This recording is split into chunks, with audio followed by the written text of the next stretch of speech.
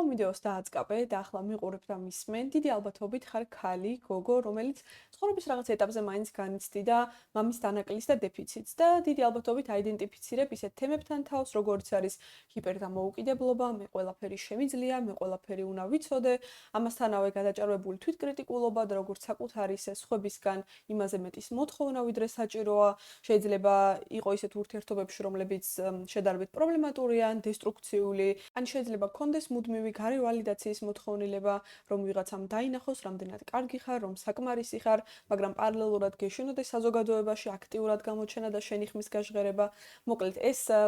სიმპტომები და ეს თვისებები შემიძლია უსასრულოდ გავაგრძელო. პირადად ჩემს შემთხვევაში ძალიან საინტერესო აღმოჩნდა ჩემს თავთან ჩაღრმავება და იმის აღმოჩენა, რომ ძალიან ბევრი ეს თვისება ზუსტად აი მამის დანაკლის უკავშირდება, რაც მე ქალში, გოგოში იწვევს აი ამ ემოციურ დეფიციტებს, რომელსაც მე გარეთ ვეძებთ, ან საკუთარ თავს ვჭამთ, რომ რაღაცნაირად შევეცოთ და დავაკომპენსიროთ. მოკლედ, დღევანდელი ვიდეო შეეხება ამ ყველა თემას. როდესაც ვსაუბრობთ უმამობაზე, ჩემი აზრით, არ იგულისხმება აქ მხოლოდ მამის ფიზიკური დანაკლისი, როგორიც არის მაგალითად მამა გარდაიცვალა და პატარაობის მერე აღარ მინახავს, ან შეიძლება მამამ საერთოდ ფეხი დაკრა, ოჯახი დატოვა და საყვარელთან გაიქცა, ან მამას რაღაცა ფინანსური მდგომარეობის გამო მოუწია სხვა ქვეყანაში გადახვეწა და იქ რაღაც სამუშაოდ წასვლა.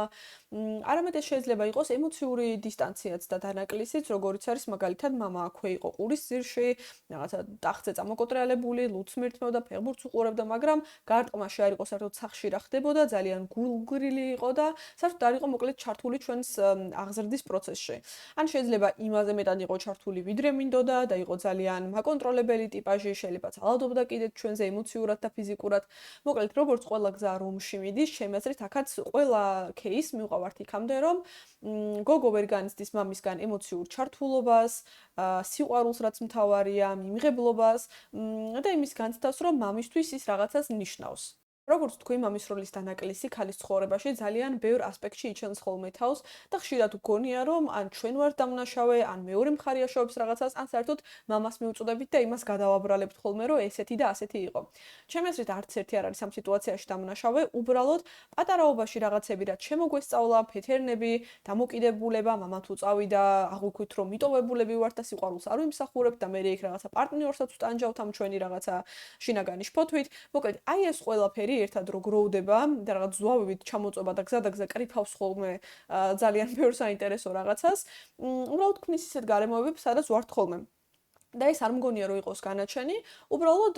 ძალიან პრაგმატულად რომ მივუდგეთ ამ საკითხს, ცოტა ხანი უნდა დაუბრუნდეთ პატარაობაში, გავიხსენოთ იქ რა მოხდა რეალურად, შემდეგ გადმოუთარგმნოთ დიდი ადამიანის ენაზე, იმიტომ რომ პატარა ბავშვი მაინც ეგოისტია და შეიძლება რაღაცა სხვანაირად თარგმნოს ან გაიგოს და უბრალოდ როდესაც ეს ფეთერნი თავში გასწორდება, მერე შეგვიძლია გავაგრძელოთ გზა ძალიან მშვიდად და ბედნიერად. სანამ ამ თემას გემრიელად ჩავშლით და გავუყვებით, მინდა პატარა მინი შეხსენება გავაკეთო, რომ ეს ვიდეო არ ატარებს არანაირი საგარმანათლებლო და ამხსნელობით ხასიათს, არამედ უბრალოდ ისახავს მიზნად, რომ ის გამოცდილება, რაც მე დამგროვებია, ეს თემა მე რომ პირადად შემხებია და ამაზე რაღაცა მიფიქრია, იქ ფსიქოლოგიურ თუ სულიერ წიგნებში ჩამიხედავს და რაღაცა იქიდან წამომიღია. აი ეს ინფორმაცია უბრალოდ მინდა რომ სხვებთან მივიდეს, იმიტომ რომ ძალიან ბევრი გოგო მეგობარი მყავს, რომელიც ამ თემას გადის. და ძალიან გვეხმარება ხოლმე მოკლედ ერთმანეთთან ამ თემაზე საუბარი, ჩვენს აღმოჩენებს უზიარებთ ერთმანეთს. ამიტომაც თუ თქვენი გული გეუბნებათ, რომ ეს რაღაც კონკრეტული საკითხი ჩემთან რეზონირებს, ჩემთვის სწორია, მაშინ აუცილებლად წაიღეთ,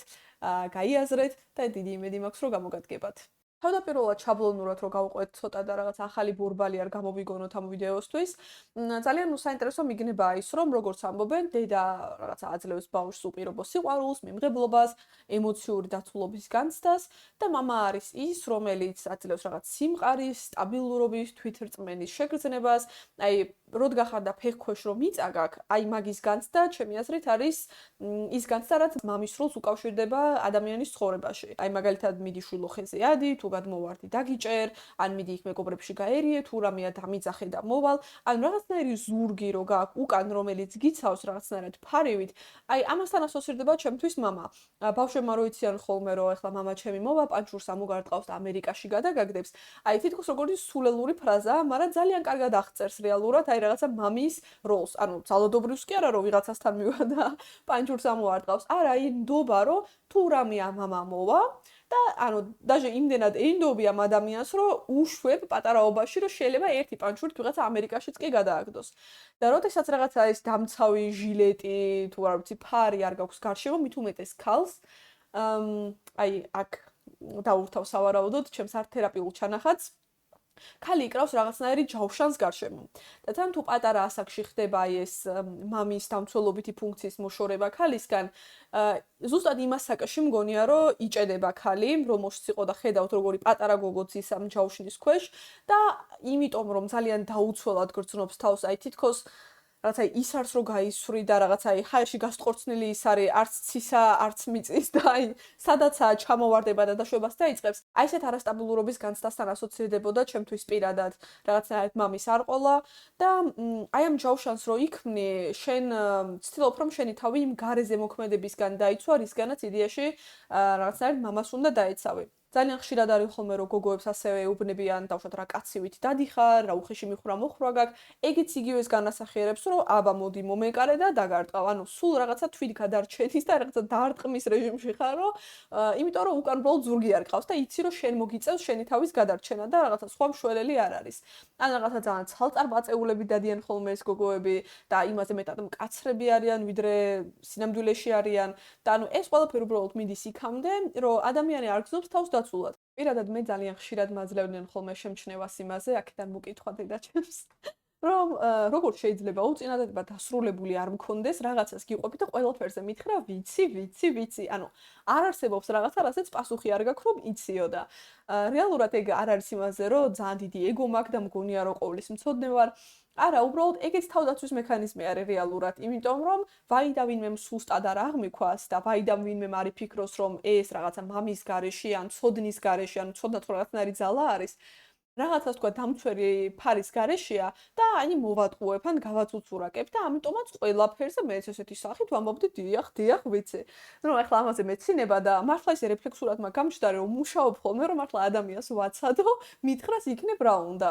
ეს რომ ძალიან აქტუალურია ეგრეთ წოდებული ფემინური ენერგია ქალში და აი ამ ენერგიის გააქტივება,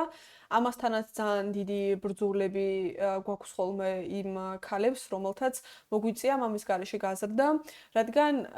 ფემინური ენერგია რას ნიშნავს ხო, ანუ აღიარო შენში რაღაცა ქალური საწყისი და გამოხატო შენი ქალური მხარე. და რეალურად ეს თემაც ძალიან ტაბუდადებულია ხოლმე ხშირად. ნუ იდეაში აქ ორი შემთხვევა არის ხოლმე, ან შეიძლება ძალიან ჰიპერფემინიზაცია მოხდეს, მაგრამ ხშირად მე რაც მინახავს, უფრო არის ხოლმე, რომ ქალი რაღაცნაირად თრგუნავს საკუთარ თავში აი ამ ფემინურ მხარეს. იმიტომ რომ რეალურად მამა არის პირველი კაცი, რომელიც კითხულობს შენს სქესის ნიშანს და გექცევა ისე როგორც ქალს და არა უბრალოდ როგორც ადამიანს. აი მაგალითად თუ შეიძლება რომ რაღაცა დედამ ცოტა მოგჩეჩოს, მამა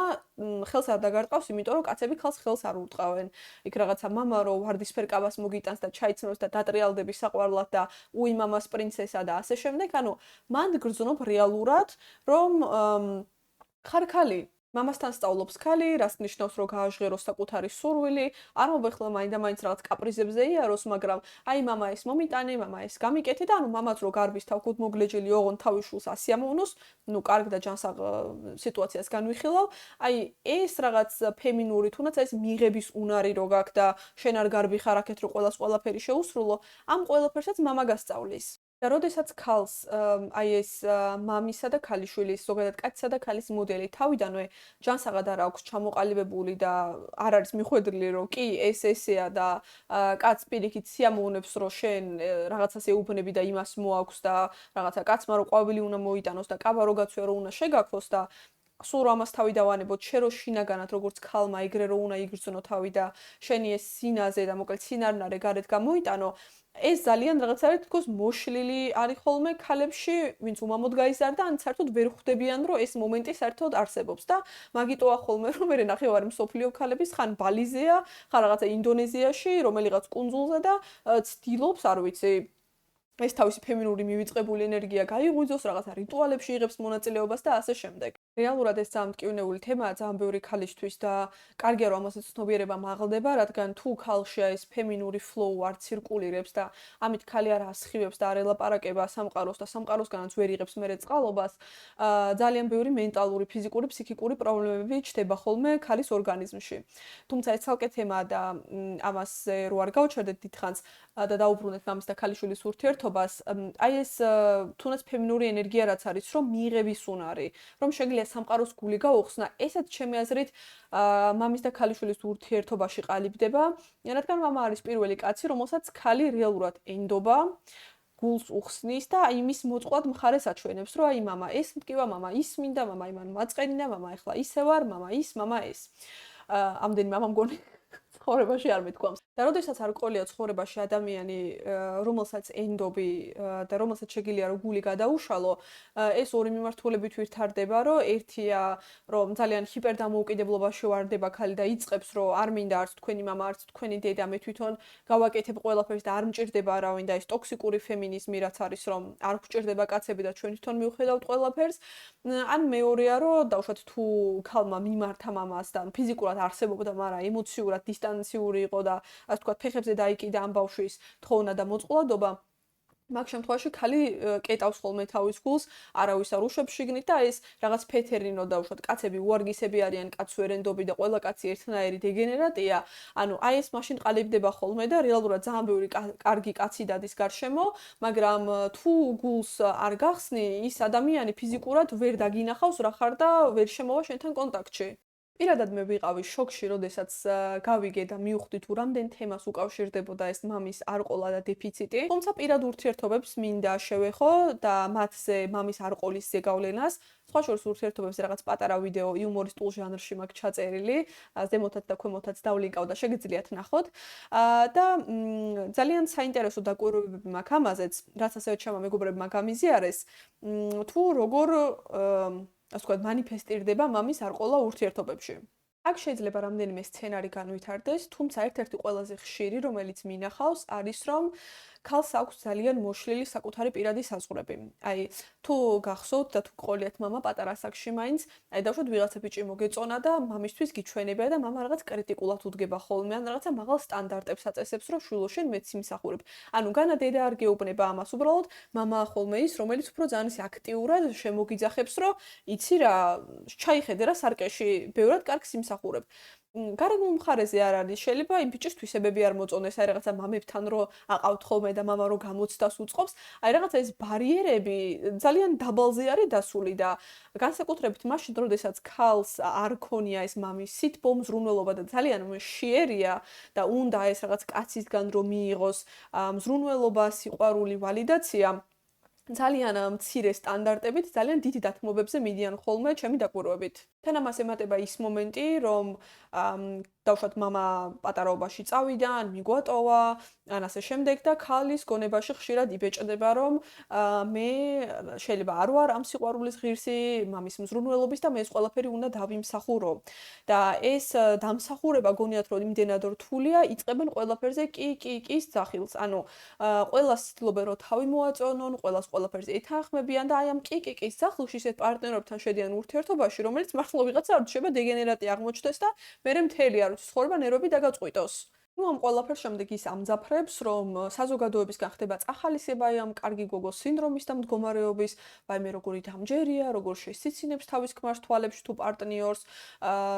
როგორ არ ვიცი, ყველას სურვილებს ასრულებს, როგორ ყველას გვითვალისწინებს და მერე მაგიტო ხდება, რომ რა ვიცი, ქალებს 1000 პრობლემა ემართებათ, იქ ყელის ჩაკრა ჩაკერული და ჩაბეტონებულია, იმიტომ რომ ქალი თავის სურვილს არ ამბობს, სულ გაცემაზეა და მერე მაგიტო ხდება 1000 აუტოიმუნური დაავადებები, თუმცა ეგეც რო არ იყოს და ქალი რო გადაურჩეს ამას თვითონვე უჩნდება რაღაც პრეტენზია და გრძნობს, რომ ანუ კაცო მე დებილი ვარ, ყველაფერს რო ვუსრულებ და აქეთ რო ჩემზე არავინ არ ფიქრობს და მე ირევა ხოლმე მონასტერი, იმიტომ რომ იმ შეჩვეულ ადამიანს, რომელსაც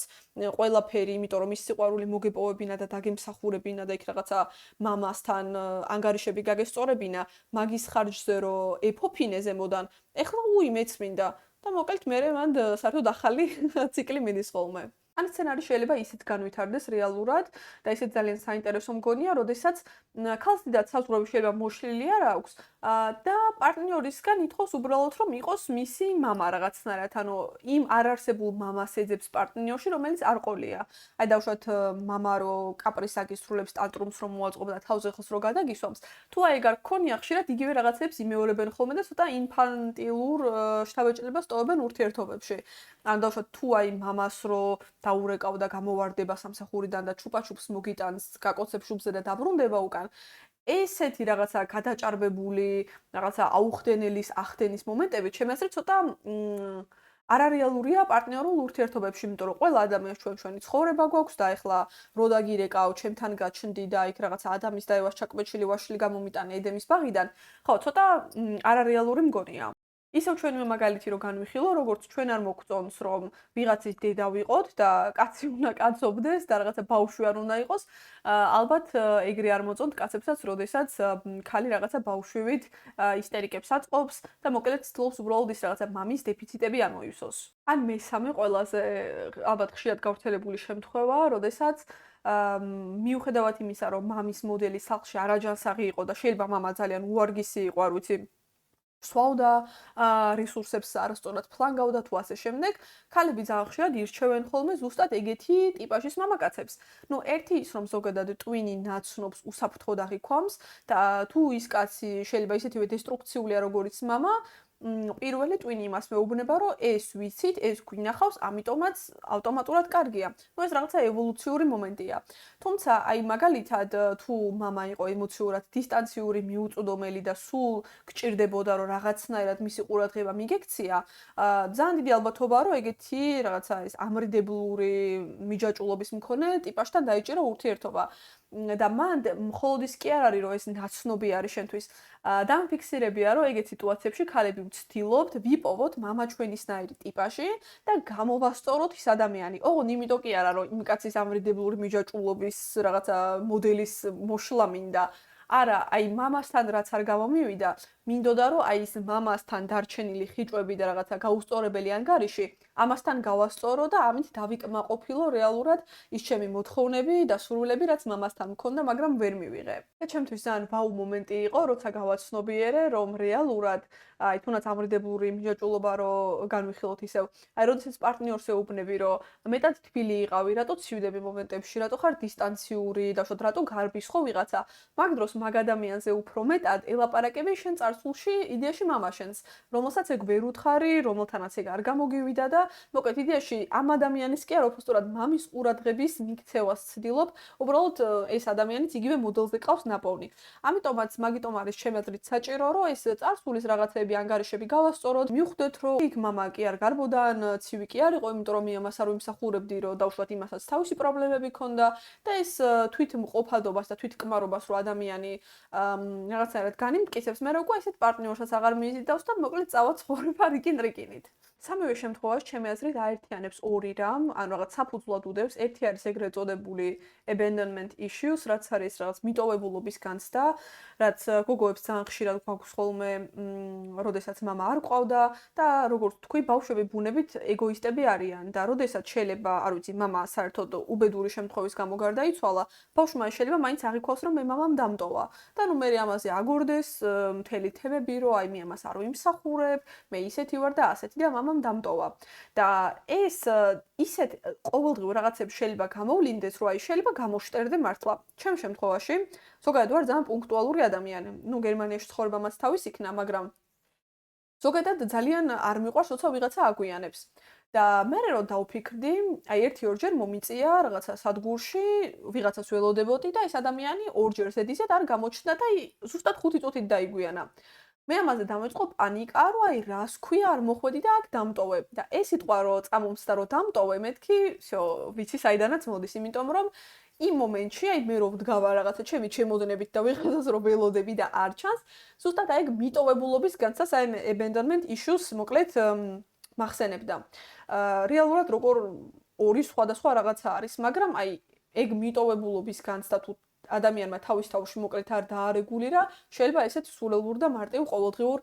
თემებშიც ამოყოს თავი. და მეორე ეს არის მუდმივი გარეგანი ვალიდაციის მიღების მოთხოვნა საპირისპირო სქესისგან. როგორც თქვი, ზოგი ქალი რაღაც ჰიპერფემინიზაციაში ვარდება და ცდილობს, რომ თავისი ფიზიკური მონაცემებით, ჩაცმის სტილით, მიხვრა-მოხვრით დაიმსახუროს ის ყურადღება, რომლის დეფიციტსაც განიცდიდა და ანუ ის ცუდი კი არ არის, რომ ქალი მის ქალურ შარმს ავლენს. არა, უბრალოდ აი ამაზე რო არის აგებული მთელი ის დეფიციტი და მოკლედ ეს შექების მიღების სურვილი, უბრალოდ ნუ ეგ არის მომენტებში ტოქსიკური ისევე მაგ ადამიანისთვის. ჩემ შემთხვევაში ეგ არ იყო, მაგრამ უნივერსიტეტში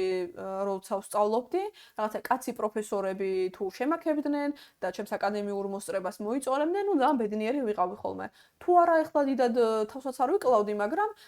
რაღაც მომენტებში ვაფიქსირებდი, რომ ძალიან დრაივი იყო ჩემთვის, თუნდაც ის რომ კარგად მესწავლა, აი რომ რაღაც გარეგანი შექება მიმეღო. ან ხშირად არის, რომ საერთოდ სამსახურში ქალს პრობლემები აქვს ხოლმე კაც უფროსთან და ამბობს ეს ქალი, რომ რატო ვერ მაფასებს ეს კაცი, მე აქ ავხტი, გავიკვანძე, გავიჩაჩხე, შუაზე გავიხიე და მაინც არავის არ უნდა ჩემი გაკეთებული საქმე და ისე ვერ მაფასებენ, როგორც მე მინდა. და რეალურად შეიძლება აი კაცი უფროსი უბრალოდ დაუნახავი იყოს, ან არ ვიცი, ემოციას დიდად კარგად ვერ გამოხატავდეს და მაგას ჩვენთან არანაირი შეხება არ ქონდეს, მაგრამ იმას, რომ ის მამის თემები წარსულში აწუხებს, მოკლედ აქ კიდევ უფრო მეტად ცეცხლზე ნავს ასხავს. მოკლედ ამ თემის შაშლა შეიძლება უსასრულოდ და ამ თემაზე საუბარი, თუმცა რაღაც პერიოდის შემდეგ დგება მომენტი, როცა ადამიანი ამბობს, გაგების დონეზე გავიგეშვილო, ახლა რა ვქნა. ნუ ეს დამოკიდებულია იმაზე, თუ რამდენად გიშლით ეს თემა ხელს ცხოვრების სხვადასხვა ასპექტში. თუ ძალიან გეჭრებათ და ყველგან გიქმნით პრობლემებს,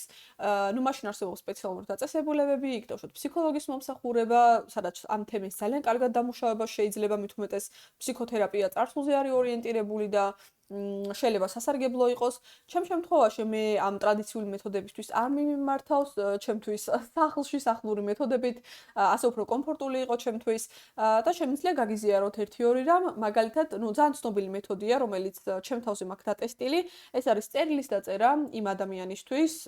რომელიც ასე რაღაც გაწუხებთ, არ აქვს მნიშვნელობა იქნება მამა თუ დედა, ამ შემთხვევაში მამას შეგიძლიათ მიწეროთ წერილი, სადაც დაწერთ ყველაფერს, რისი თქმაც გინდათ, იმიტომ რომ თუ განსაკუთრებით ეს თემა თქვენთვის ცოტა ტაბუდადებული იყო და ვერ საუბრობდით და საერთოდ მამა სიტყვა ლექსიკონში არ არსებობდა თქვენთვის, აი ეს აქ რაც ტრიალებს, რომ გამოვიდეს, არის ძალიან კარგი საშუალება. ეს ემოციები როგორც კი დაიცლება, შეიძლება სულ სხვანაირი კუთხით შეხედოთ სიტუაციას. შეიძლება მამა, რომლის მიმართაც აგრესიით იყავით განწყობილი, პირიქით სიყვარულით განეწყოთ, ან მამა, რომელსაც შეიძლება ამართლებდით და რაღაც სათოდავი გეჩვენებოდათ, უფრო აგრესიით განეწყოთ, მოკლედ ამას ვერ გათვლის ადამიანი და თუ მარტო გადაწყვეტ ამ გზაზე წასვლას, შემდეგ მარტო მოგიწევთ ესევე თვით ჩაღრმავებით, ასე ვთქვათ, ამ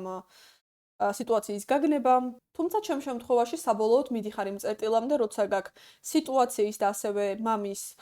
უპირობო სიყვარული და მიმღებლობა, ეხლა შეიძლება ვიღაცისთვის ძალიან უტოპიურად ჟღერდეს და ეს ხო არ გაგიჟდაო, იქ დავუშვათ მამა ჩემზე რომ ფიზიკურად ძალადობდა, როგორ შეიძლება ამ მომენტამდე მივიდეო, მაგრამ არ ვიცი, შეიძლება არც არის სწორი, უბრალოდ ჩემ შემთხვევაში ამ სიყვარულის ენერგიამ ძალიან ბევრი რამ გადაწონა და სხვანაირად დამანახა, ამიტომაც თუ ამ უპირობო მიმღებლობის დაპრაქტიკებას შეეცდებით, მე პირადად გავუწევ რეკომენდაციას. ოღონდ რა თქმა უნდა, სანამ აქამდე მიხვალ, უნდა გაიარო ეს რაღაცა ვირტუალური საუბრები და ასე შემდეგ. მიუხედავად იმისა, მამა გამოხატავდა თუ არა თქვენს მიმართ სიყვარულს, გაქვთ თუ არა გატარებული დრო მამასთან, საბოლოოდ იქამდე უნდა დავიდეს ადამიანი, რომ საკუთარ თავს მისცეს ყველა ის დანაკლისი, ყველა ის დაკლებული ყურადღება და სიყვარული, რასაც მოახერხებს იმით, რომ გახდეს საკუთარი თავის მამა. ეს არის ჩემ შემთხვევაში, რაც ყველაზე მეტად ხმარა, არც ლექტორში, არც პარტნიორში, არც, არ ვიცი, ქმარში, არც სამსახურის უფროში, მამის მოდელის ძიება, ჩემი აზრით ადამიანს წინ ვერ წაწევს, იმიტომ რომ კარგი შეიძლება ვიღაცა მამასავით კეთილად გექცევა, მაგრამ როდესაც ეს ადამიანი ამას აღარ მოგაწუდის ამ საკვებს, ან აღარ იქნება შენს ცხოვრებაში, ზუსტად იგივე დეფიციტს განიცდი. მაგრამ შენ ხარ შენი თავისთვის ის ადამიანი, რომელიც შენ თავს არ დააღალატებს და ზუსტად მაშინ შევაქებ ჩემ თავს, როცა მჭირდება, პატარა წინსვლის შემდეგაც შემოუძახებ, რომ ყოჩახ მაგარი ხარ, თუ რაღაცა სტრესში ვარ, ისე როგორც მამას მინდოდა რომ გავემხნევებინე, ესე შემოვიტყაპუნებ და ვიტყვი მინდიქეთა აბარა შენთან ვარ, ხო, ნუ სხვა გზა არ არის. კი, კარგი იქნებოდა რომ მამა ყოფილიყო, მაგრამ არ არის, ანუ ეს არის მოცემულობა. და საბოლოო მომენტი, დასკვნითი ალბათ არის აი ამ დიდი ჯავშნიდან გამოსვლა. რაც არც ერთი სასიამოვნო მომენტია, თავიდან ვიტყოდი და ძალიან საშიში, იმიტომ რომ ხო დაცული იყავი და რაღაცა დიდი შობილად, სრულიად შიშველი და დაუცველი გამოდიხარ გარეთ, მაგრამ თუ აი ეს წინა ორ საფეხურს რაღაცნაირად ადამიანი მოაგვარებს და დაალაგებს საკუთარ თავში, მე პირიქით სიამოვნებით გამოვა, რომ ანუ შენი სამოძრაო არეალი რაც იყო, ეს რაღაცა მახინჯინჯაუშანი, ეხლა შეგიძლია სამყაროსთან წარსდგე, მაგრამ აი როგორც დიდი ხანი რო გაქვს თვალები დახუჭული სადღაც სიბნელეში და მე ნელ-ნელა უნდა გაახილო, რომ აი სინათლე ერთიანად არ შემოვარდეს, არ დაგაბრმაოს, აი ეგრე ნელ-ნელა გიწევს გახელა. ანუ რავი, კიდე რა ანალოგია შეიძლება, აი როგორც ზამთრიდან ზაფხულის მომენტში რო გადავდივართ და აი რაღაცნაირად ტანზე რო ვიხდით, ხო, ჯერ იყო რაღაც თბილი კურტკა, მერე თხელი შემოსაცმელი და აი ზაფხულში პირველად რო შორტებს რო იცმევ და ცოტა რო გეხამუშება ეს თეთრი ფეხები და უიმე ეს რა არის შველი მგონია თავი, აი ეგეთი მომენტი შეიძლება იყოს. მაგრამ აი ეს ბოლო გამოსვლის კულმინაციური მომენტი იმდენად ტკბილი და სასიამოვნოა, რომ არ ვიცი, ყველაფერს გადაწონის და იტყვი ბოლოს, რომ აი ამ გზად ღირდა, იმიტომ რომ აი სამყაროსადმი გულგახსნილობა იმდენ ბევრ კარგ რაღაცას მოიტანს, ძალიან ბევრ საინტერესო ადამიანებს შემოიყვანს შენს ცხოვრებაში, შენს თავს სხვანაირად შეხედავს, ზოგადად ადამიანებს და ურთიერთობებს სულ სხვანაირად გადააფასებ და მოკლედ ეს ამად ღირს. კი, არ არის მარტივი, კი მოითხოვს დროის და ენერგიის ჩაინვესტირებას, კი შეიძლება დროშიც გაიწელოს, მაგრამ შედეგად კიდევ ერთხელ გავიმეორებ ნამდვილად ღირს. ამიტომაც სურვილი სამეფო შეგიძლიათ გავუზიაროთ სხვებს და ასევე მეც კომენტარებში თქვენი განოცდილება, თუ რა თქმა უნდა თავს კომფორტულად გსრომთ, იმიტომ რომ ვიცი არ არის მარტივი თემა სალაპარაკოთ, რამდენად რეზონირდა ეს თემა, თუ თქვენს ყოფილ ხართ ამ ჰილინგის გზაზე, რა დაგხმარებიათ ასე შემდეგ. მეც გონი ყველაფერი გითხარით, რისი გაზიარებაც მინდოდა, ამიტომაც დაგემშვიდობებით შემდეგ ვიდეომდე ნახვამდის.